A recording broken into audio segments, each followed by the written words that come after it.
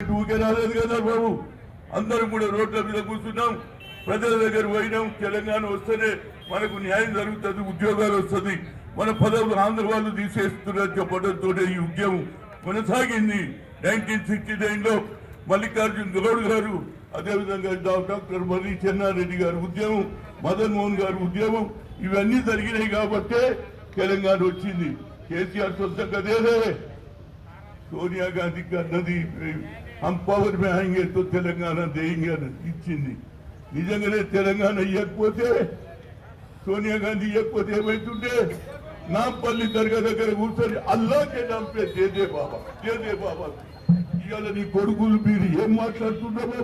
నిజంగా మీకు శుద్ధ ఉంటే ఆల్ పార్టీ వాళ్ళని అడుగుతున్నా, ఇవాళ ఇంత మంచి స్కీమును ఏది తిండికి లేకుండా ఆకలి సాగు తెచ్చుకుంటే ఆ ప్రోగ్రామ్ తీసేసి మహాత్మా గాంధీ పేరు తీసి 25 రోజులు పెంచినాం. మీరు 40% నాకు మేము ఫుల్ ప్లేట్ ఇచ్చినాం. ప్రతి ఊర్లలో ప్రతి ఒక్కరికి ఇచ్చినాం, పని కల్పించినాం. దాంట్లో సగం ఎందుకు చేస్తుందని అడుగుతున్నా. కనుక నేను తప్పనిసరిగా నేనే కాదు, ప్రతి పౌరుడు ప్రతి స్త్రీ ఊర్లలో మీరు చెప్పండి, ఇది అన్యాయం జరుగుతుంది. మన పిల్లలు ఆకలి సాగు వల్ల ఆకలి సాగు వస్తే ఎవరికి చూపెట్టాలి? రాముడు వచ్చే చెప్పాడు కదా, అరే రాముని పేరు ఎందుకు పెడుతున్నారో, ఏం తప్పు చేసిడు మహాత్మా గాంధీ నేను అడుగుతున్నా. కనుక తప్పనిసరిగా ఇదే మనం ఊరుకుంటే రేపు 500 నోట్ల మీద 100 నోట్ల మీద వీరు సవార్కర్ వస్తాడో, లేకుంటే నరేంద్ర మోడీ బొమ్మ వేసుకుంటాడు అని నడుస్తుంది కదా, నడిపిస్తాను చూస్తున్నాను. కనుక ఇక్కడ ఉన్న బీజేపీ నాయకులను అడుగుతున్నా, ఏం న్యాయం చేస్తున్నా బాబు? బీసీ అంటారు, బీసీ నాయకులు అంటారు, బీసీలు ఇంత కొట్లాడుతుంటే మీరు రేవంత్ రెడ్డి పెట్టినా లేదా?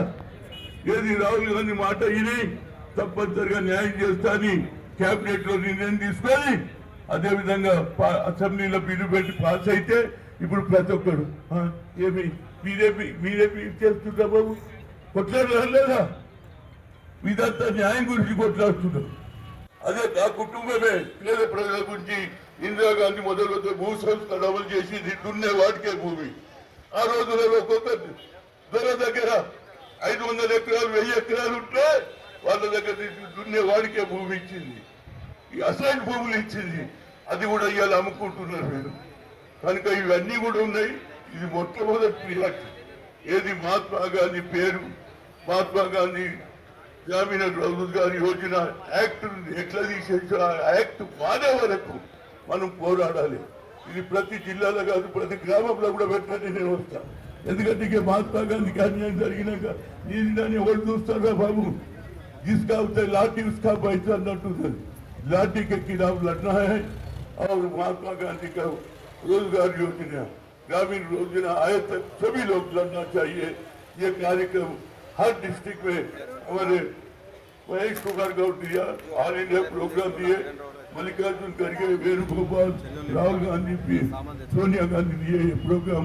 सोनिया गांधी కూడా ఇయాల ఆమె స్టేట్మెంట్ చూసినా ఎంత క్లియర్గా ఉన్నది. ఇది ఏం న్యాయం? ఇది ఎత్తేసే తగ్గిగా చూస్తున్నారు. మేమేం తప్పు చేయలేదు, దేశానికి న్యాయం జరగాలి. ఆకలి సాగులు వస్తున్నారు, వీళ్ళని ఆపాలి, ఆఖరికి మట్టి కూడా తిన్నారు. అలాంటి ఆలోచన తీసేసి ఇవాళ అందరికీ పని కల్పించాలని, ఏది పేద ప్రజలకు ఎండాకాలం వస్తే నీళ్లు ఉండవు, ఎండాకాలం వస్తే తిండి ఉండదు, పని కల్పిస్తే కార్యక్రమాన్ని పక్కకు పెట్టేసి కొత్త ప్రోగ్రాం చేసి అందులో కక్షాలు చేశారు. అప్పుడు ప్రతిది కూడా కేంద్ర ప్రభుత్వం ఇచ్చేది 100%.